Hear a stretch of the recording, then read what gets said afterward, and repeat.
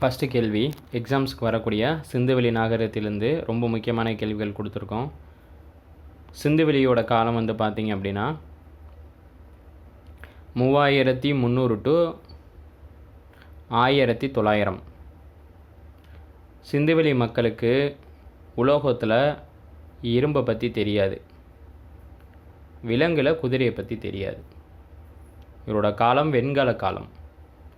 முதல் கேள்வி, டேஸ் கல்வெட்டு குறிப்புகள் மெசபடோமியாவுக்கும் ஹரப்பாவுக்கும் இடையேயான வணிக தொடர்புகளை குறிப்பிடுகின்றன.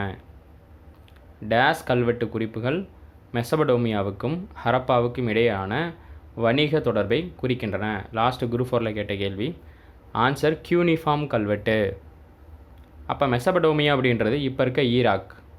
அப்போ அந்த ஈராக்குக்கும் சிந்துவெளியில் இருக்க ஹரப்பா நகரத்திற்கும் இடையிலான மிகப்பெரிய வணிக தொடர்பு இருந்திருக்கு அப்படின்னு சொல்லக்கூடிய ஒரு கல்வெட்டு எதுன்னு கேட்டிருக்காங்க. ஆன்சர் கியூனிஃபார்ம் கல்வெட்டு. அடுத்த கேள்வி, மத குருமார் சிலை செம்பிலான நடனமாடும் பெண் சிலைகள் எங்கே கண்டெடுக்கப்பட்டன அல்லது எங்கே கிடைக்கப்பட்டன? ஆன்சர் மொஹஞ்சதாரோ. ஆன்சர் மொஹஞ்சதாரோ. நடனமாடும் பெண் சிலைனாலும் மத குருமார் சிலைனாலும் அந்த சிலை அமர்ந்த நிலையில் இருக்கும். இது எல்லாமே மொஹஞ்சதாரோவில் தான் கண்டெடுக்கப்பட்டது. இப்போ ஹரப்பா மொஹஞ்சதாரா இந்த 2 நகரங்களில் எது மிகவும் பழமையானது அப்படின்னு பார்த்தீங்கன்னா ஹரப்பா தான் பழமையானது. அதை யார் சொல்கிறா அப்படின்னா சார்லஸ் மேசன் தான் சொல்கிறாரு. ரொம்ப முக்கியமான ஒரு கேள்வி. பிற்காலத்தில் 1940களில் டேஸ் என்பவர் ஹரப்பாவில் அகழாய்வை நடத்தினார். கேள்வியை நல்லா அண்டர்ஸ்டாண்ட் பண்ணிக்கோங்க. பிற்காலத்தில் 1940ல் டேஸ் என்பவர் ஹரப்பாவில் அகழாய்வுகள் நடத்தினார். Answer REM wheeler. REM wheeler அவர்கள் தான் 1940ல் ஹரப்பா நகரத்தில் அகழாராய்ச்சி செஞ்சது. ஹரப்பாவிற்கு முதலில் அதாவது 1826 வருகை தந்தவர் யார்? இந்த கொஸ்டின்ஸில் எக்ஸாம்ஸ்க்கு எதிர்பார்க்கலாம். அப்போ ஹரப்பாவிற்கு 1826 வருகை புரிந்தவர் சார்லஸ் மேசன். சார்லஸ் மேசன் எந்த நாடுன்னு கேட்டாங்கன்னா இங்கிலாந்து. முதல்ல இவர் தான் ஹரப்பா நகருக்கு வருகை புரிந்தவர். வருஷம் 1826. தன்னோட நூலில் பதிவு செய்கிறார், இப்படிப்பட்ட ஹரப்பா நகரம் இருக்குது அப்படின்னு. தன்னோட நூலில் இங்கிலாந்து நாட்டவரான சார்லஸ் மேசன் பதிவு செய்கிறாரு ஹரப்பாவை பற்றி. சிந்து நாகரிகம் அதன் சமகால பண்பாடுகளும் இந்தியாவிலும் பாகிஸ்தானிலுமாக மொத்தம் எத்தனை மில்லியன் சதுர கிலோமீட்டர் பரப்பளவில் அமைந்துள்ளன? சிந்து நாகரிகம் மற்றும் அதன் சமகால பண்பாடுகளும் இந்தியாவிலும் பாகிஸ்தானிலும் மொத்தமாக டேஸ் மில்லியன் சதுர கிலோமீட்டர் பரப்பளவில் அமைந்துள்ளன. அப்போ சிந்துவெளி நாகரிகம் இந்தியா பாகிஸ்தானையும் சேர்த்து எத்தனை கிலோமீட்டர்ஸ் இருக்குதுன்னு கேட்குறாங்க. ஆன்சர் 1.5 மில்லியன் சதுர கிலோமீட்டர். 1.5 மில்லியன் சதுர கிலோமீட்டர்.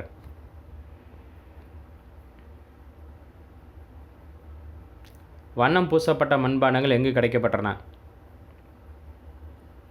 மொஹஞ்சதாரோ அளவும் எடுத்திருக்காங்க.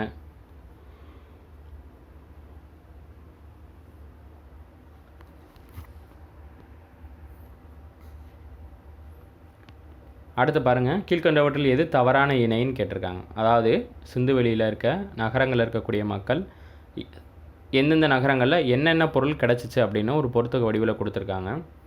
சங்கு நாகேஸ்வர், கார்லிலியன் லோத்தல், வைடூரியம் ஷாட்டுகை, ஸ்ட்ரீட் ஹைட் அப்படின்றது தெற்கு ராஜஸ்தான், ஓமன் என்பது தவறு. ஸோ ஆப்ஷன் டி மட்டும்தான் தவறு. டேஸ் கோல்கொண்டா கோட்டையை கட்டினார்? ஆன்சர் ராஜா கிருஷ்ணதேவ். காகத்தியர் வம்சத்தை சேர்ந்தவர். காகத்தியரோட தலைநகரம் வாராங்கல். ரொம்ப ஒரு முக்கியமான கேள்வி. இது வைர சுரங்கமாக செயல்பட்டது. இந்த கோல்கொண்டா கோட்டையோட உயரமான பகுதி பாலஹசார் என அழைக்கப்படுது. ரொம்ப ஒரு முக்கியமான கேள்வி. கோல்கொண்டா கோட்டையை கட்டியவர் யார் அப்படின்னா ராசா கிருஷ்ணதேவ். எந்த வம்சம்னா காகத்திய வம்சம். அவங்களோட தலைநகரம் வந்து பார்த்திங்கன்னா வாராங்கல். வைர சுரங்கமாக செயல்பட்டது இது. ஹைதராபாத்லேருந்து 11 கிலோமீட்டர் தொலைவில் இருக்குது. எங்கே இருக்குன்னு கூட கேட்கலாம். ஹைதராபாத்லேருந்து 11 கிலோமீட்டர் டிஸ்டன்ஸில் இருக்குது. ஷாநாமாவே எழுதியவர்? ஷாநாமா அப்படின்னாலே பிர்தௌசி தான். ஷாநாமா என்னும் நூலை எழுதியவர் பிர்தௌசி. ரொம்ப முக்கியமான கேள்வி. அடுத்து, விஜயநகர அரசாங்கத்திற்கு வருகை புரிந்த வெளிநாட்டனவர் யார்? அவங்க யார், எந்த நாடு? அப்துல் ரசாக் பாரசீகம். Nikitin Russia. டொமிங்கோ பயஸும் லூனிஸும் Portugal. Chellappa Saluva Nayakkar. 11th book back questions ஞாபகம் வச்சுக்கணும். அப்துல் ரசாக் பாரசீகம், Nikitin Russia, Domingo Paes Nunes Portugal, Chellappa Saluva Nayakkar. வலுவான பொருளாதாரங்களை கொண்ட நாடுகளின் வரிசையில் இந்தியா எத்தனாவது இடம்? ஆன்சர் 7வது இடம். வலுவான பொருளாதாரத்தில் இந்தியா எத்தனாவது இடம்? 7வது இடம். வாங்கும் திறன் பட்டியலில் இந்தியா 3வது இடம். ஜிடிபியில் இந்தியா 7வது இடம்.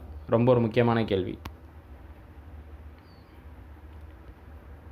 வள்ளுவரின் பொருளாதார கருத்துக்களை குறிப்பாக கூறுவது. செல்வத்தை சொல்லியிருப்பார், வறுமை சமுதாயத்தின் சாபம்னு சொல்லியிருப்பார், வேளாண்மையும் சொல்லியிருப்பார். அப்போ இவை 3ம் தான், மேற்கண்ட அனைத்தும் என்பது தான் சரி. வள்ளுவரின் பொருளாதார கருத்துக்கள் எதை பற்றி கூறும் அப்படின்னா செல்வத்தை பற்றி கூறும், வறுமை தான் ஒரு சமுதாயத்தோட சாபம்னு சொல்லும், வேளாண்மை பொருளாதாரத்துக்கு உதவுதுன்னு சொல்லும். அப்போ இது மேற்கண்ட அனைத்தும் தான். தேசிய வளர்ச்சி கழகத்தை ஏற்படுத்தியவர் ஆன்சர் ஜவஹர்லால் நேரு. தேசிய வளர்ச்சி கழகத்தை ஏற்படுத்தியவர் ஜவஹர்லால் நேரு.